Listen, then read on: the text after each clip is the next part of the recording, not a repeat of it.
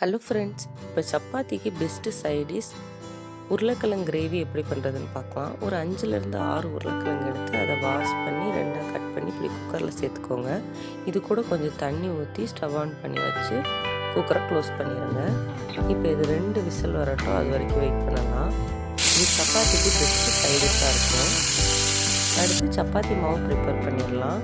ஒரு பவுல் எடுத்து அதில் 4 கப்பு சப்பாத்தி மாவு போட்டிருக்கேன்னா, நான் 4 பேருக்கு போட்டிருக்கேன். இதில் கொஞ்சோண்டு உப்பு சேர்த்து கொஞ்சம் வார்ம் வாட்டர் சேர்த்து பிசைஞ்சுக்கோங்க. வார்ம் வாட்டர் சேர்த்து சப்பாத்தி மாவு பிசையும் போது அது கொஞ்சம் சாஃப்டாக இருக்கும். பிசையும் போது எக்ஸ்ட்ரா கொஞ்சம் தண்ணி தேவைப்பட்டுச்சுன்னா சேர்த்து நல்லா பிசைஞ்சுக்கோங்க.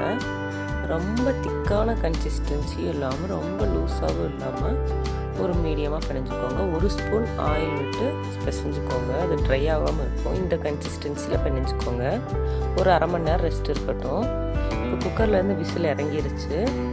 அந்த பாயிலான உருளைக்கெல்லாம் ஒரு கோல்டு வாட்டருக்கு மாற்றிடலாம். அப்போ பீல் பண்ண ஈஸியாக இருக்கும். இப்போ தோலெல்லாம் உரித்து எடுத்து வச்சுக்கலாம். நம்ம கிரேவிலெல்லாம் ரெடி பண்ணியாச்சு. பெரிய வெங்காயம், தக்காளி 2 பொடிசாக நறுக்குனது, கொஞ்சம் மல்லித்தலை, பச்சை மிளகாய், கிராம்பு, பட்டை, ஏலம் இதெல்லாம். அடுப்பில் கடாயை வச்சு ஒரு 3 ஸ்பூன் எண்ணெய் ஊற்றிக்கோங்க. ஒரு பிரியாணி இலை, ஒரு ஸ்டார் அனஸ், 2 கிராம்பு, ஒரு ஏலக்காய், ஒரு சின்ன துண்டு பட்டை, கொஞ்சம் கறிவேப்பிலை இலை, ஒரு வரமிளகா, ஒரு பச்சை மிளகா, பொடிசாக நறுக்குனா ஒரு பெரிய வெங்காயம் சேர்த்துக்கோங்க. நல்லா வதக்குங்க.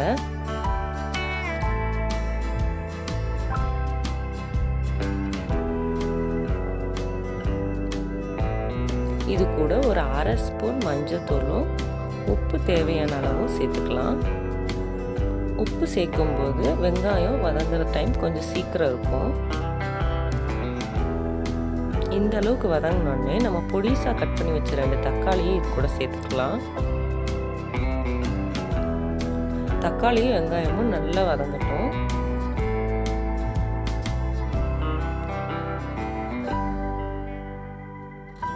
இப்போ இதுக்கு இந்த ஸ்டேஜில் நம்ம வேக வச்ச உருளைக்கிழங்குலாம் அப்படியே கையிலேயே லைட்டாக மசிச்சு விட்டு சேர்த்துக்கலாம்.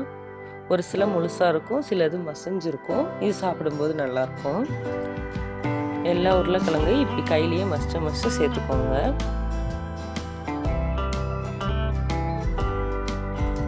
இப்போ இது கூட கொஞ்சமாக தண்ணி ஆட் பண்ணி மிக்ஸ் பண்ணிவிட்டு ஒரு கொதி வரட்டும்.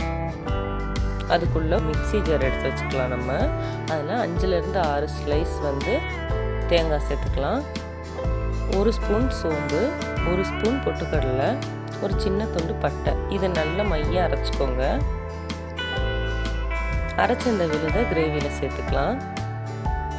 உங்களுக்கு உப்பு தேவைப்பட்டுச்சுன்னா எக்ஸ்ட்ரா கொஞ்சம் போட்டுக்கோங்க. இது கூட எக்ஸ்ட்ரா கொஞ்சம் தண்ணி ஊற்றி ஒரு கொதி வரட்டும்.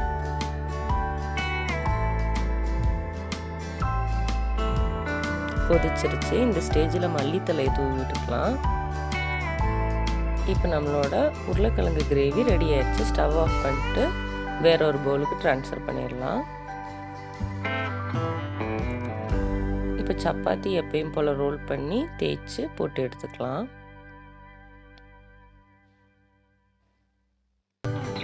சப்பாத்திக்கு இந்த உருளைக்கிழங்கு கிரேவி நல்ல சைடிஷாக இருக்கும். எல்லோரும் ஒரு தடவை ட்ரை பண்ணி பாருங்கள். மக்களுக்கு பிடித்தவை சேனலை சப்ஸ்கிரைப் பண்ணுங்கள். இப்போ கொஞ்சம் ஆயில் விட்டு 2 சைடும் நல்லா ரோஸ்ட் பண்ணி எடுத்துக்கலாம்.